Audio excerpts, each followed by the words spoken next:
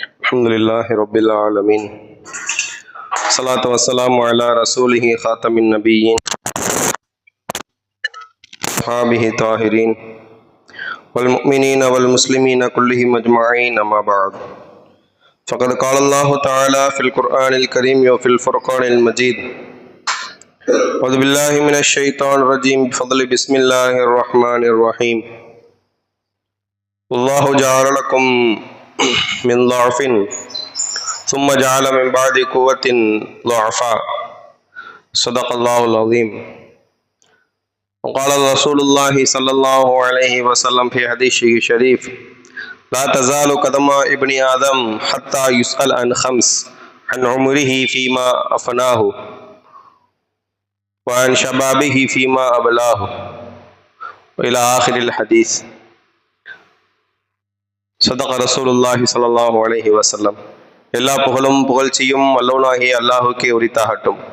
அவனது சாந்தியும் கருணையும் எம்பெருமானார் முஹம்மது ரசூலுல்லாஹி ஸல்லல்லாஹு அலைஹி வஸல்லம் அவர்கள் மீதும், அவர்களுடைய உத்தம சத்திய சஹாபாக்கள், தாபீன்கள், தபஅ தாபீன்கள், வலிமார்கள், சுஹதாக்கள், நல்லோர்கள், நாதாக்கள், இங்கு கூடியுள்ள நம் அனைவரின் மீதும் அல்லாஹ்வின் அன்பும் அருளும் என்றென்றும் நின்று நிலவட்டுமாக. ஆமீன். அல்லாஹ்வுடைய நல்லடியார்களே, நமக்கு வழங்கப்பட்டிருக்கக்கூடிய மார்க்கம் தீனுல் இஸ்லாம் ஆகிய இந்த அருமையான மார்க்கம் உலகத்தின் ஆகச் சிறந்த கொள்கைகளை கொண்டிருக்கிறது.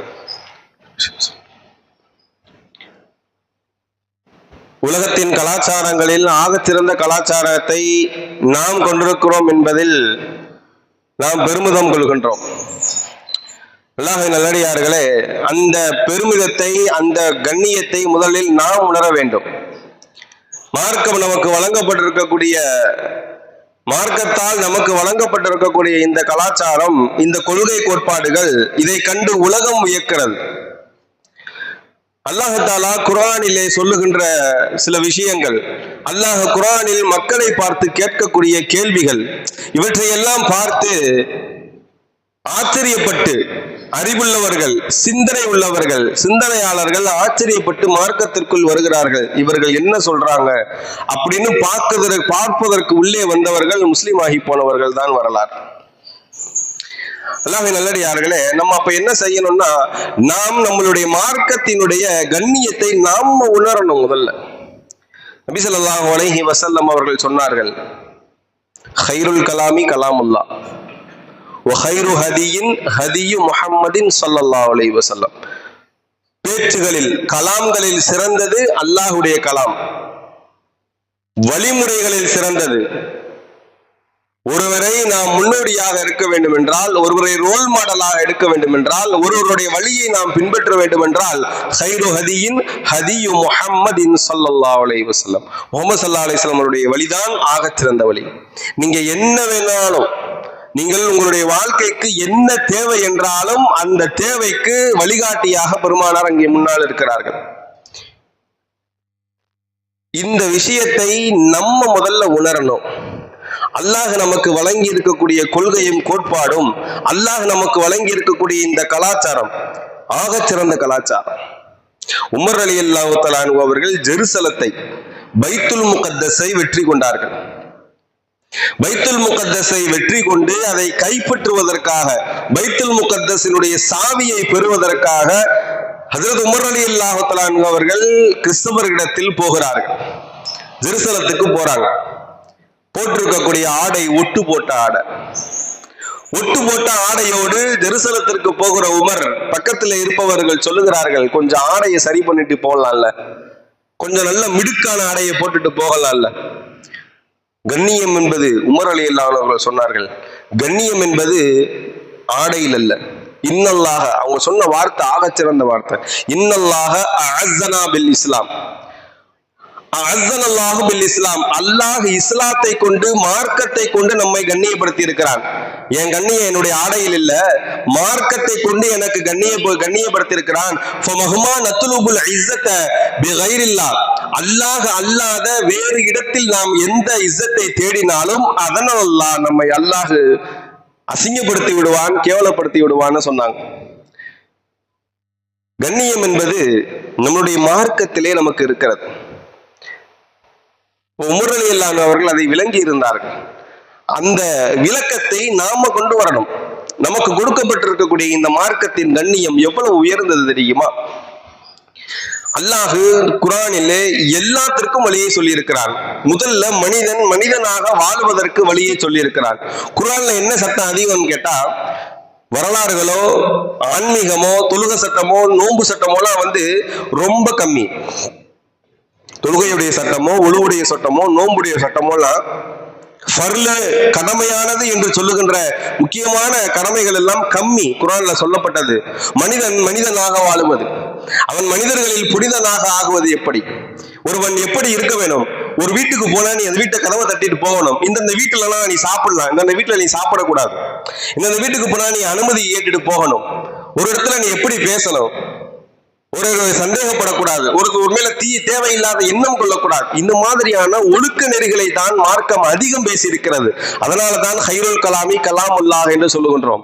பெருமானார் ஸல்லல்லாஹு அலைஹி வஸல்லம் அவர்கள் அதபுன்னு சொல்லி ஒழுக்கம்னு எடுத்துட்டோம்னா ஒழுக்கத்துடைய ஹதீஸ் மட்டும் நீண்டு கொண்டு போய்கிட்டே இருக்கும். மனிதநேயம் எடுத்துட்டோம்னா அந்த ஹதீஸ் நீண்டு கொண்டு போய்கிட்டே இருக்கும், முடியவே முடியாது. ஒரு முஸ்லிம் இடத்துல நடந்து கொள்வது எப்படி, இரக்கம் என்றால் என்ன, இரக்கத்தை எப்படி காட்டுவது, எல்லாத்திற்கும் வழி சொல்லி இருக்கிறது மார்க்கம். அதனால தான் ஹைரு ஹதியின் ஹதியு முஹம்மது என்று சொல்லுகிறோம். முஹம்மது ஸல்லல்லாஹு அலைஹி வஸல்லம் அவர்கள் கொடுத்த வழிமுறை நமக்கு ஆகச் சிறந்த வழிமுறை. அதை இந்த இளைஞர்கள் விளங்கணும். இஸ்லாத்தில் இருக்கக்கூடிய இளைஞர்கள் முதல்ல விளங்கணும். அல்லாஹ் குர்ஆனிலே 2 சேலஞ்ச் நம்மளை பார்த்து கேட்கிறான், சவால் விடுகின்றான். ரெண்டு சவால் கேட்கின்றான் அல்லாஹ் குர்ஆனிலே. உங்களால் முடிந்தால் ஒரு ஈய உருவாக்கி காட்டுங்க. நான் உருவாக்கி இருப்பது போல் ஒரு ஈய நீங்க உருவாக்கி காட்டுங்க. உங்களுடைய லை யஹ்லுகு துபாபா அல்லாஹ் சொல்கின்றான், நீங்கள் எல்லாரும் சேர்ந்து, உங்களுடைய சமுதாயமே சேர்ந்து நீங்கள் ஒரு ஈய உருவாக்க முயற்சி செய்தாலும் லை யஹ்லுகு துபாபா, அதை கூட உங்களால உருவாக்க முடியாது, நான் செய்வேன் அல்லாஹ் சொல்லுகின்றான். கிரியேஷன் அது என்கிட்ட இருக்கு. நீங்க என்னுடைய பொருட்களை வச்சு, நான் படைச்ச மூலப்பொருள்களை வச்சு நீங்க என்ன செய்யலாம், பல விஷயங்களை கொண்டு வரலாம். ஆனால் அந்த மூலப்பொருள்களை உங்களால கொண்டு வர முடியாது. நீங்கள் பல கட்டடங்களை எழுப்பலாம், பலவிதமான எலக்ட்ரானிக் பொருள்களை உருவாக்கலாம். எல்லாத்துக்கும் மூலப்பொருள் ஒண்ணு இருக்கு, அதை நான் கொண்டு வந்திருக்கேன், அதை உங்களால கொண்டு வர முடியாது என்று அல்லாஹ் சொல்லுகின்றான். அந்த ஆயத்திற்கு அதுதான் விளக்கம். முதல் சவால். இரண்டாவது சவால் அல்லாஹ் விடுகின்றான். உங்களுடைய ரூஹ் உடம்பிலிருந்து பிரிகின்ற பொழுது, உங்களுடைய ரூஹ் உடம்பிலிருந்து வெளியே ஏறுகின்ற பொழுது, பைதா பலகத்தில் ஹுல்கும், தொண்டை குழியில நிற்கும் அந்த ரூஹ். தொண்டை குழியில இருக்கின்ற அந்த ரூஹ் உங்களால் முடிந்தால் தர்ஜூனஹா இன் குன்தும் சாதிகீன், அந்த தொண்டை குழியில இருக்கிற ரூஹை திருப்பி உடல்களை கொண்டு பார்ப்போம். உங்களால முடியுமா? அது அல்லாஹ் கேட்கின்றான். ஒருவன் மரணிக்க போகின்றான், ரூஹு தொண்டைக்கு வந்துருச்சு, உடம்புல இருக்கிற ரூஹு பிரிய போகுது, தொண்டைக்கு வந்துருச்சு. தொண்டையில இருக்கிற ரூஹை திருப்பி உடம்புக்கு கொண்டு போக முடியுமா? உன்னால முடியாது. அப்ப என்னை ரப்பாக ஏற்றுக்கொள் என்று அல்லாஹ் குர்ஆனில் கேட்கின்றான். இந்த கேள்விகள், இந்த கோட்பாடுகள் தான் இஸ்லாத்தை உயர்த்தி இருக்கிறது. நம்ம எல்லாம் மீறிய தி அல்மைட்டி காட் என்று ஒருவன் இருக்கிறான், ஒரு பவர் ஒண்ணு இருக்கு, நம்மளை எல்லாம் தாண்டிய ஒரு பவர் ஒண்ணு இருக்குன்னு சொல்லிதான் நாத்திகன் கூட இஸ்லாத்தை ஏற்று உள்ளே வருகின்றான். இந்த இளைஞர்கள் அதை விளங்க வேண்டும்.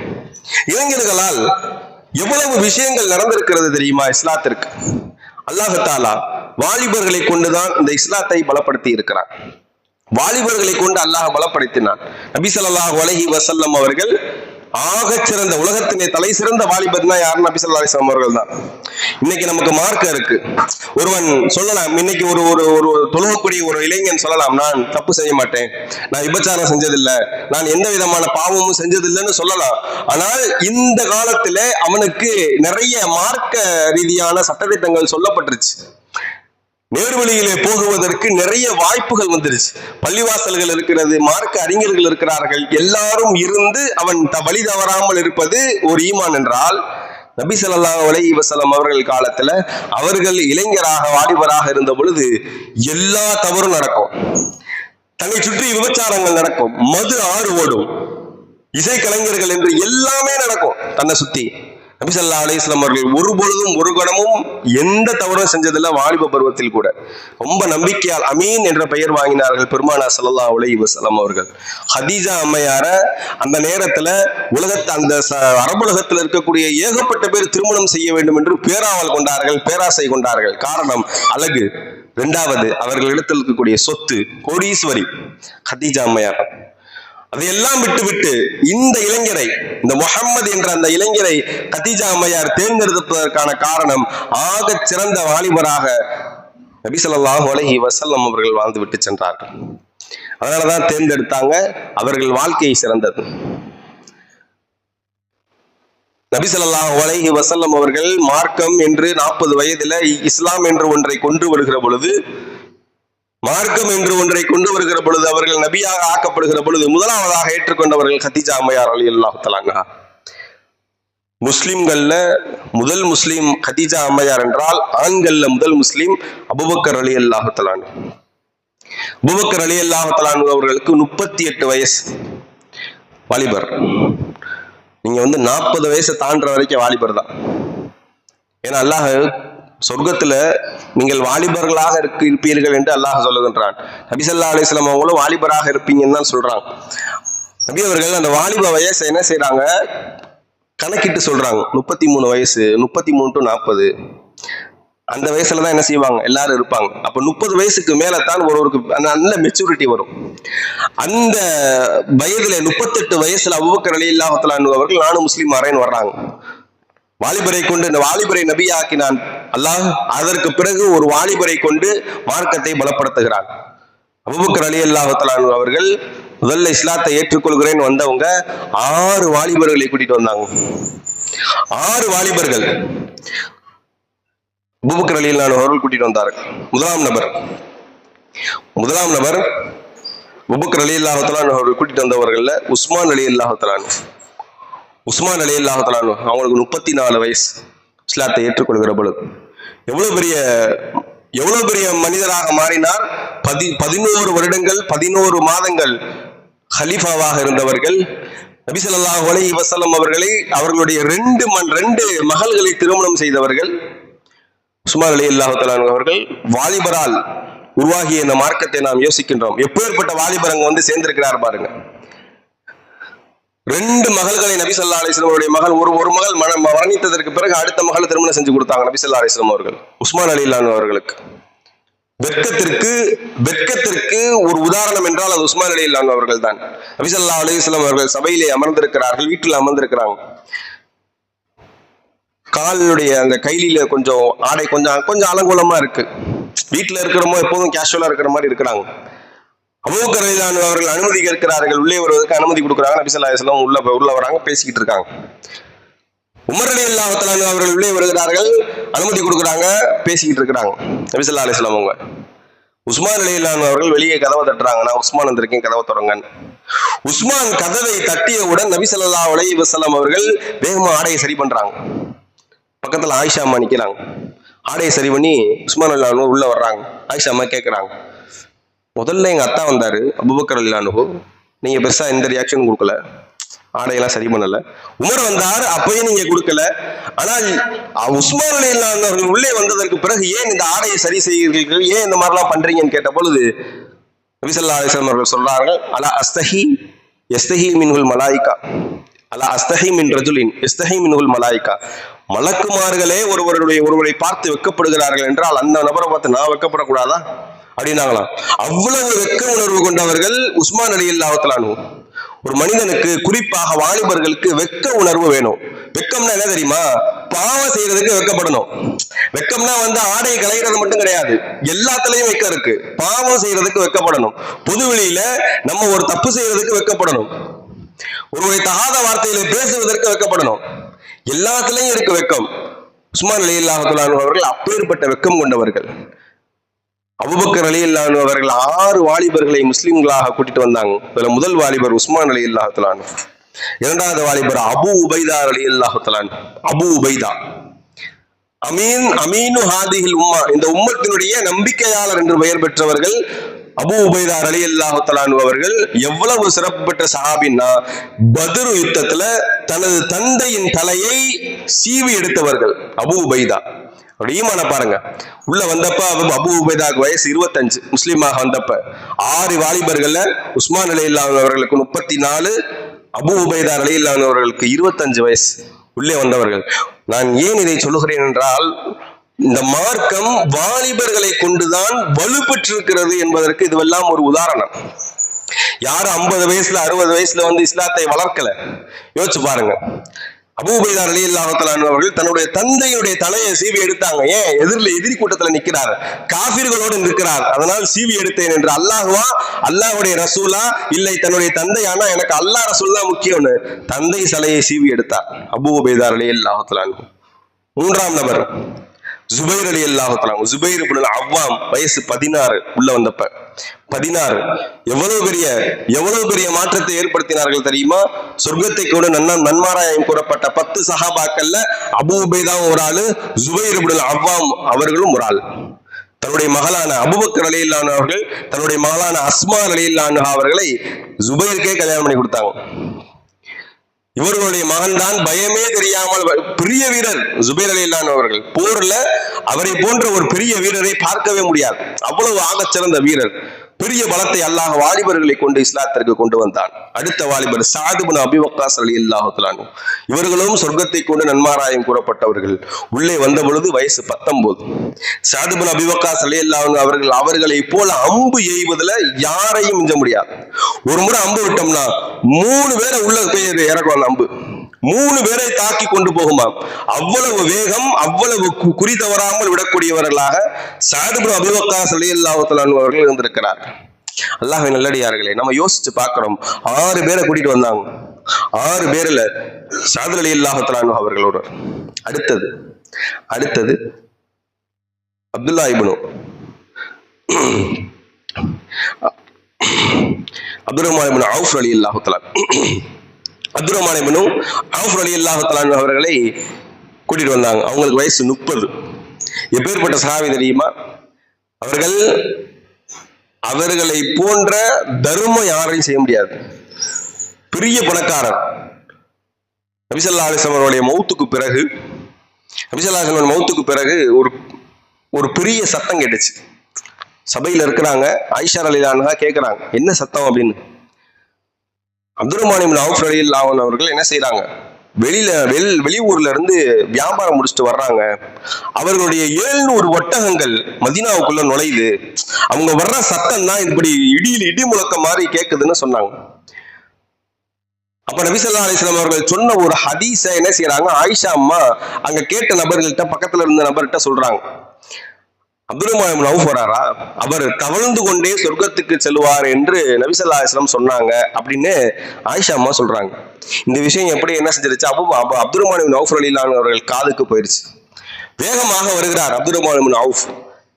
ஆயிஷா அம்மா, நபி ஸல்லல்லாஹு அலைஹி வஸல்லம் அவங்க நான் தவந்துக்கிட்டு சொர்க்கத்துக்கு போவேன்னு சொன்னாங்களாமே, அப்படியா அப்படின்னு கேட்டாங்க. ஆமா, நான் தவந்துக்கிட்டுலாம் போக கூடாது, நான் நடந்து போகணும். அதனால லட்ச பணம் கொண்ட மதிப்பு கொண்ட அந்த 700 ஒட்டகங்கள், ஒரு ஒட்டகம் வந்து ஒரு லாரி லோடுக்கு சமம், எல்லாத்தையும் நான் அல்லாஹ்வுடைய பாதையில சதக்கா செய்யறேன். கோடிகள் கொண்ட சொத்து அது, அவ்வளவு கோடி கொண்ட சொத்து எல்லாத்தையும் நான் அல்லாஹ்வுடைய பாதையில சதக்கா செய்யறேன், எனக்கு நடந்து சொர்க்கத்துக்கு போகணும்னாங்க. எப்பேற்பட்ட வாலிபரை அபூபக்கர் ரலியல்லாஹு அன்ஹு அவர்கள் கூட்டிட்டு வந்திருக்கிறாங்க பாருங்க, 6 பேர். இந்த வாலிபர்களை கொண்டுதான் அடுத்தடுத்து மார்க்கம் வலுப்பெற்றது. இப்படியே கொஞ்சம் பேராக இஸ்லாத்திற்குள்ளே வருகிறார்கள். 40வது ஆளாக ஒருவர் வந்தார். யாரும் தெரியுமா? 40வது ஆள் உமர் ரலியல்லாஹு தஆலா அன்ஹு.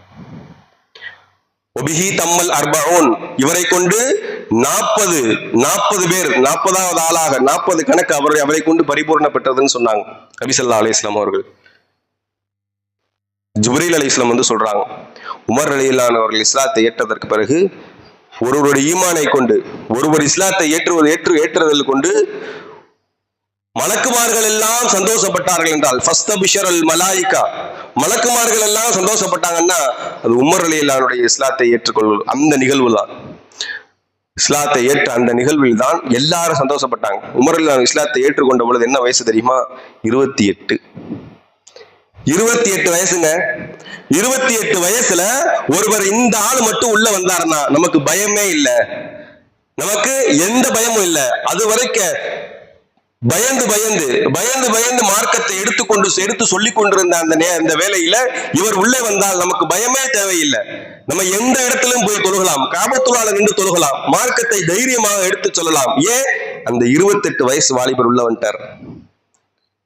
பலம் அங்கே கூடியது. யாரும் எதுவும் கேட்கலையே. தன்னுடைய சரியாக 39வது வயசுல உமர் ரலியல்லாஹு அவர்கள் ஹிஜ்ரத் செஞ்சாங்க. நான் ஏற்கனவே சொல்லியிருக்கிறேன் உமர் ரலியல்லாஹு எப்படி ஹிஜ்ரத் செஞ்சாங்க. பல பேர்ல இருந்து பல பேருக்கு என்ன செஞ்சாங்க, முஸ்லிம்களுக்கு நெருக்கடி கொடுத்தார்கள். உமர் ரலியல்லாஹு அவர்களுக்கு ஒரு நெருக்கடி கொடுக்கலையே. வந்தார்கள், போய் காபத்துள்ளால போய் 2 ரக்காத் தொழுதாங்க, வந்து எல்லாரையும் கூப்பிட்டாங்க, வாளோடு உருகி கொண்டு நின்றார்கள். யாருக்கெல்லாம் தாய் வந்து மகனை இழக்க வேண்டுமோ, யாருடைய மனைவி எல்லாம் கணவனை இழக்க வேண்டுமோ, யாருடைய சகோதரன் எல்லாம் தன்னுடைய சகோதரனை இழக்க வேண்டுமோ, அவையெல்லாம் என்ற சண்டை போட்டு ஜெயிச்சது. அவையெல்லாம் என்னை தடுத்துரு, நான் ஹிஜ்ரத்துக்கு போக போறேன், என்னை தடுத்துருன்னு கேட்டாங்க. பயந்து பயந்து நபி ஸல்லல்லாஹு அலைஹி வஸல்லம் அவர்களே பயந்து பயந்து ஹிஜ்ரத்துக்கு போகிறப்ப ஒருத்தர் தில்லா நின்று என்ன செய்யறாரு, முடிஞ்சா என்னை தடுத்து பாருன்னு கேட்கிற உமர் இஸ்லாத்திற்குள் வந்த பொழுது 28 வயசு. ஒரு வாலிபரை கொண்டு அல்லாஹ் எப்படியான மாற்றத்தை ஏற்படுத்தினான் பாருங்க. 5000 பள்ளிவாசல்கள் கட்டியிருக்கிறாங்க உமர் ரலியல்லாஹு தஆலா. 5000 பள்ளிவாசல். தன்னுடைய ஆட்சியில தான் பல ஆண்டு காலமாக பைத்துல் முகத்தஸ் காஃபிர்களுடைய முஷ்ரிக்குகளுடைய கிறிஸ்தவர்களுடைய கையில இருந்த பொழுது அதை கைப்பற்றியவர்கள் உமர் ரலியல்லாஹு தஆலா அவர்கள் தான். நபி ஸல்லல்லாஹு அலைஹி வஸல்லம் அவர்கள் காலத்துல கூட முடியல, அபூபக்கர் ஆட்சியில முடியல, உமர் தான் அதை செய்து காட்டினார். மிடில் ஈஸ்ட்ங்கிற ஒரு சாம்ராஜ்யத்தை உருவாக்கியது உமர். அந்த வாலிபனால் என்ன செய்ய முடியும்னு கேட்டா, ஒரு வாலிபனால் இவ்வளவு பெரிய மாற்றங்களை செய்ய முடியும் என்பதற்கு நமது சஹாபாக்கள், சொர்க்கத்தை கொண்டு நன்மாராயம் கூறப்பட்ட இந்த சஹாபாக்கள் தான் பெரிய வரலாறு. இவர்கள் தான் பெரிய, நமக்கு மிகப்பெரிய ஒரு முன்னோடி இவர்கள் தான். நான் ஏன் சொல்லுகிறேன் என்றால், ஹைரு ஹதியின் ஹதியு முஹம்மதின் ஸல்லல்லாஹு அலைஹி வஸல்லம் அவர்கள் நமக்கு வழங்கப்பட்ட மார்க்கம், நமக்கு வழங்கப்பட்டிருக்கக்கூடிய இந்த கலாச்சாரம் உலகத்தின் ஆகச்சிறந்த கலாச்சாரம். இதை விட்டுட்டு நீங்க வேற எங்கேயும் உங்களுடைய முன்னோடியை தேட தேவையில்லை. உங்களுக்கு கொடுக்கப்பட்டிருக்கக்கூடிய இந்த கொள்கை கோட்பாடு, இந்த ஒழுக்க நலன்கள் வேற எங்கேயும் சொல்லப்படல. இதை விட சிறந்த முறையில வேற எங்கேயும் சொல்லப்படல. நம்ம யோசிச்சு பார்க்கணும். நம்மளுடைய வாலிபர்களுடைய சிந்தனையை மாற்றணும். ஒரு சமுதாயத்தை அழிக்க வேண்டும் என்றால் அந்த சமுதாயத்தின் வாலிபர்களின் சிந்தனையை என்ன செய்யணும், மாத்தினா போதும்னு ஒரு அறிஞர் சொல்லி இருக்கிறார். சிந்தனையை மாத்தினா போதும். இராணுவ படையெடுப்பை விட கலாச்சார படையெடுப்பு என்பது மிக மோசமானதுன்னு சொல்லியிருக்கிறாங்க. ஆக வாலிபர்கள் சேர்ந்து ஒரு விஷயத்தை செய்ய நினைத்தார்கள் என்றால் அதை ஈஸியா செஞ்சு முடிச்சிடலாம் என்பதற்கு இன்னைக்கு நடக்கக்கூடிய போராட்டங்கள் எல்லாம் நமக்கு மிகப்பெரிய உதாரணம். நான் ஏன் இந்த தலைப்பை எடுத்தேன்னா, டெல்லியில நடக்கக்கூடிய ஒரு ப்ரொட்டஸ்ட் நமக்கு தெரியும். நீட் தேர்வுக்கு எதிராக நடக்கக்கூடிய ஒரு ப்ரொட்டஸ்ட். வாலிபர்கள் எல்லாம் சேர்ந்து என்ன செய்யறாங்க, சிஜேபின்னு ஒரு கட்சி ஒன்று ஆரம்பிச்சாங்க, காக்ரோச் ஜனதா பார்ட்டின்னு. அது ஏன் எப்படி வந்தது என்று உங்களுக்கு சின்ன அதனுடைய வரலாறை மட்டும் நான் சொல்லி விடுகின்றேன். அரசாங்கத்திற்கு 2 மாசத்துக்கு முன்னாடி அரசாங்கத்திற்கு எதிராக மீம்ஸ் அதிகமாக வலைதளங்கள்ல அதிகமாக என்ன செஞ்சுட்டு இருக்காங்க, வாலிபர்கள் சில பேர் வந்து வடநாட்டு வாலிபர்கள் நிறைய பேர் என்ன செஞ்சிருக்கிறாங்க, அதற்கு அரசாங்கத்திற்கு எதிராக நிறைய கருத்துக்களை, அவர்கள் எதிராக என்ன செய்யற தப்பை சுட்டி காட்டி கொண்டு சில கருத்துக்கள் சொல்லி இருக்கிறார்கள். அப்ப ஹைகோர்ட்டுடைய ஜட்ஜ் என்ன செய்யறாரு, சொல்றாரு, இந்த மாதிரியான பேச்சுகள், இந்த மாதிரியான கருத்துக்களை எல்லாம் பார்த்து விட்டு கரப்பாம்பூச்சி மாதிரி டிஸ்டர்ப் பண்ணிட்டு இருக்க கூடாது. இந்த மாதிரியான பேச்சுகள்லாம் என்ன செய்யறாங்க, வாலிபர்கள் பேசுறாங்க, இந்த மாதிரி கரப்பாம்பூச்சி மாதிரி டிஸ்டர்ப் பண்ணக்கூடாதுன்னு சொன்ன அந்த வார்த்தை என்ன ஆயிடுச்சுன்னா, அப்படியே அந்த கரப்பாம்பூச்சிங்கிற வார்த்தையை பிடிச்சுக்கிட்டாங்க. நீ பிஜேபி என்றால் நான் சிஜேபி, நான் காக்ரோச் ஜனதா பார்ட்டின்னு சொல்லி ஒரு பேஜ் ஒன்று இன்ஸ்டாகிராம் பேஜ் ஆரம்பிச்சாங்க. ஆரம்பித்த 2-3 நாள்லயே பல மில்லியன்கள் என்ன செஞ்சிருச்சுன்னு சொன்னா அந்த பேஜுக்கு வர ஆரம்பித்தது. பேஜை உருவாக்கியவர் வந்து லண்டன்ல இருந்தார், இந்தியன் அவர், ஆனா லண்டன்ல இருந்தார். அதற்கு பிறகு அவர் இந்தியாவுக்கு வந்து இன்னைக்கு வந்து நீட் தேர்வுக்கு எதிராக பெரிய அளவுல போராட்டம் பண்ணி கொண்டிருக்கிறார்கள். பெரிய அளவுல என்ன செஞ்சுட்டு இருக்குன்னு சொன்னா, ஏகப்பட்ட செலிபிரிட்டிஸ், ஏகப்பட்ட பேர் என்ன செய்யறாங்க, அந்த போராட்டத்தில் கலந்து கொண்டிருக்கிறார்கள். தடியடி நடக்கிறது, அந்த இளைஞர்களை தாக்கப்படுகிறார்கள். பலவிதமான படிப்பினைகள் அங்க நடந்துகிட்டு இருக்கு. நாங்க வந்து சாப்பிடாம போராட்டம் செய்கிறோம் என்று சொன்னவர்களுக்கு ஜுனைதன் ஒருத்தர் இன்ன வரைக்கும் போராட்டம் நடந்ததுல இருந்து இன்ன வரைக்கும் இலவசமாக உணவு வழங்கி கொண்டிருக்கிறார். ஒரு முஸ்லீம் உணவு வழங்கி கொண்டிருக்கிறார். அந்த இடத்துல அரசாங்கத்திற்கு எதிரான ஒரு போராட்டம் மட்டும்தான் நடக்கிறதே தவிர அந்த இடத்துல ஜாதி மதம் என்ற அந்த பாகுபாடெல்லாம் தாண்டி மிகப்பெரிய ஒரு மனிதநேயம் அந்த இடத்துல நடந்து கொண்டிருக்கிறது. ஆனா காலக்கொடுமை நம்மளுடைய தமிழ்நாட்டுல பாருங்க, நம்மால அங்க வாலிபர்கள் வடநாட்டு வாலிபர்கள் எல்லாம் ஒரு நீட் தேர்வுக்கு ஒரு அரசாங்கத்திற்கு எதிராக ப்ரொடெஸ்ட் பண்ணிட்டு இருக்கிறப்ப இங்க டிக்கெட்டுக்கு அடிச்சுக்கிட்டு இருக்கான், படத்துக்கு டிக்கெட்டுக்கு சண்டை போட்டுக்கிட்டு இருக்கிறான். இது எவ்வளவு பெரிய ஒரு கை சேதம் பாத்தீங்களா? அதான் ஒரு இடத்துல சொல்லப்பட்டது, அதாவது இப்படி ஒரு சூழல் வரும்னு நாங்க கனவுல கூட நினைச்சு பார்த்ததில்லை. எப்படி ஒரு சூழல், வடநாட்டுக்காரங்க எல்லாம் நம்மளுடைய தமிழ்நாட்டுக்கு வேலை பார்க்கறதுக்கு வருகின்ற சூழல் இருக்கிற பொழுது அவர்கள் எல்லாம் சேர்ந்து ஒரு விஷயத்துக்கு போராட்டம் செஞ்சு கொண்டிருக்கிறாங்க. நம்மளுடைய வாலிபர்கள், நம்ம தமிழ்நாட்டு வாலிபர்கள் அறிவுல சிறந்தவங்க, ஆகா ஓகோன்னு சொன்ன இந்த வாலிபர்கள் இப்படி என்ன செய்யறாங்க, ஒரு திரைப்படத்திற்கு அடித்துக் கொண்டு நாடுகிறார்களே என்று சொல்லுகின்ற இப்படி ஒரு சூழல் நான் கனவில கூட கண்டதில்லைன்னு சொல்லக்கூடிய வார்த்தைகளை எல்லாம் நம்ம இந்த நேரங்களில் பார்க்க முடிகிறது. வாலிபர்களுடைய சிந்தனை மாறுச்சுன்னா ஒரு சமுதாயம் எப்படி வேணா போகும் என்பதற்கு தமிழ்நாடு ஒரு பெரிய உதாரணம். ஃபேக் நியூஸ் அதிகமா, அதே வாலிபர்கள், அந்த கட்சியை சார்ந்த வாலிபர்கள் ஃபேக் நியூஸ் பரப்புறாங்க. ஏன் தமிழ்நாடு முதலமைச்சர் அந்த இடத்துக்கு, அந்த ப்ரொடெஸ்ட் பண்ற இடத்துக்கு போகலன்னு கேட்டா, எங்கேயோ இவர் போனத அவர் அங்க போயிட்டாருன்றத என்ன செய்யறான், அந்த மாதிரி ஒரு CM DM entering Jantar Mantar அவருக்கு அங்க போறாருன்னு சொல்லி ஒரு இதை போட்டு ஃபேக் நியூஸ் பரப்புறார். இதெல்லாம் வெக்கமா இல்லையாங்க? இதெல்லாம் ரொம்ப கேவலமாக நடந்து கொள்கிறார்கள் நமது வாலிபர்கள். இப்படி தரமும் புரண்டு போனது. அமைச்சர்கள் என்ன செய்யறாங்க, போய் கண்ணீர் தேட்டர்ல படத்தை பார்த்து கண்ணீர் விடுவதை எல்லாம் பார்க்கிற பொழுது வேதனையாக இருக்கிறது. போய் என்ன செய்யறாங்க, தேட்டர்ல படத்தை பார்த்துட்டு கண்ணீர் விடுறாங்க. எதுக்கு கண்ணீர் விடு, என்ன அவசியம் இருக்கிறது? வெளியே நீங்க இப்படி ப்ரொடெஸ்ட் நடந்துட்டு இருக்கு, இந்த மாதிரியான போராட்டம் நடந்துட்டு இருக்குன்னு கேட்டதுக்கு அமைச்சர் ஒருத்தர் பதில் சொல்றாரு, நீட் மட்டும் பிரச்சனை இல்லை, தமிழ்நாட்டுல இந்தியா ஃபுல்லா நிறைய பிரச்சனை இருக்கு, அதுக்காக நீ படம் பார்க்க கூடாதுன்னு நீங்க சொல்லக்கூடாது அப்படின்றாரு. நிறைய பிரச்சனைகள் இருந்தாலும் கரண்ட்ல இப்படி ஒரு பிரச்சனை போயிட்டு இருக்குது, இதை நீங்க இவ்வளவு தூரம் நீங்க பண்ணணுமா, இவ்வளவு தூரம் இதை நீங்க ஹைப் ஏற்றி கொண்டு போகணுமா என்பதுதான் கேள்வி. ஆனா என்ன செய்யறாரு, இதெல்லாம் நீங்க தடுக்க கூடாது, இதெல்லாம் ஒரு நார்மலான ஒரு பதிலை சொல்லிவிட்டு செல்கின்ற கடக்கின்ற இப்படியான ஒரு சூழல்கள் நமக்கு வேதனை அளிக்கின்றது. நான் ஏற்கனவே சொன்னது போல் வாலிபர்களுடைய சிந்தனையை மாற்றினால் ஒரு சமுதாயத்தை எப்படி வேணாலும் கொண்டு போகலாம் என்பதற்கு தமிழ்நாடு ஒரு மிகப்பெரிய ஒரு உதாரணம்.